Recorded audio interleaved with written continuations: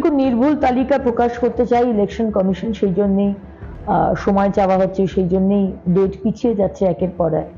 এবং আজকে তো আমাদের সরকার, আমাদের তৃণমূল সরকার, আমাদের পশ্চিমবঙ্গের সরকার প্রথম দিন থেকে যে অসহযোগিতা করে গেছে, আজকে তারই ফল বা তারই ভুক্তভোগী হচ্ছি আমরা।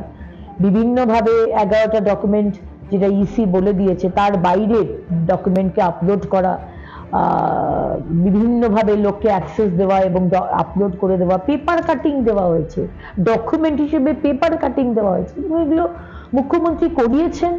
মুখ্যমন্ত্রী তার যে ভোট ব্যাংক, যারা অবৈধ ভোটার, সে রোহিঙ্গাই বলুন আর বাংলাদেশ মুসলমান বলুন, মৃত voter, shifted voter, duplicate voter বলুন, আজকে বিভিন্নভাবে তাদেরকে বলা হচ্ছে আপনাদের নাম কেউ কাটবে না, এবং যাদেরকে পানিশমেন্ট দেওয়া হচ্ছে উনি বলছেন আপনাদের ডিমোশন হবে না, আপনাদের প্রমোশন আমরা করিয়ে দেবো। সুতরাং বোঝাই যাচ্ছে যে এই সরকার কতটা ডেসপারেট হয়ে গেছে এই নামগুলো, যারা ভুয়ো নাম, তাদেরকে বাঁচাতে আমাদের মুখ্যমন্ত্রী কতটা ডেসপারেট সেটা বুঝতে পারছি।